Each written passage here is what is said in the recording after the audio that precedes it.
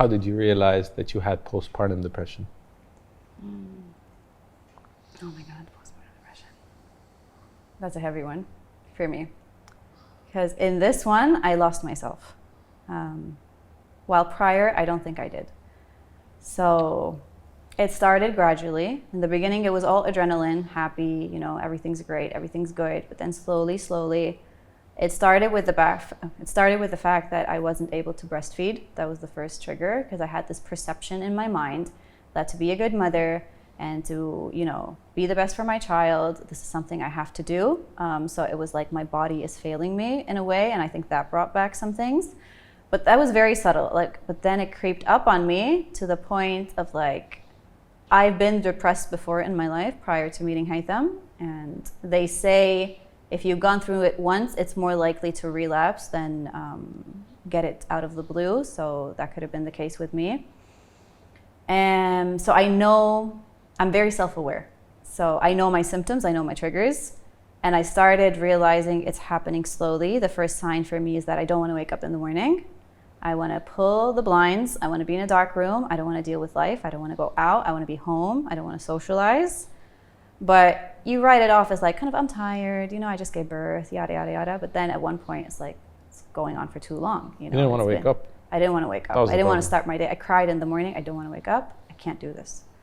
I think also because after becoming a mother, the shock for me, my entire life, I've done whatever I want, whenever I want. And I'm responsible just for my own self. And even in our marriage, again, because like, we're just us. We don't have any family, anyone telling us what to do, anyone having any expectations. We just live life. But suddenly there's somebody who wants me, somebody who needs me. And I think that overwhelm of, oh my God, somebody needs me for the rest of my life. And right now, every second of every day, it broke something inside me. Not logical, but it happened. And it kept spiraling and spiraling and spiraling to the point I felt I want to evaporate.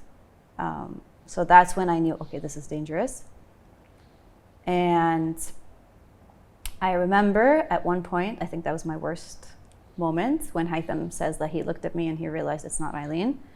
I remember it was after we put her to bed, and it was like afternoon. First of all, Haytham took over everything. Like, he runs 3 companies and he's like extremely busy, very hardworking, yada, yada, yada.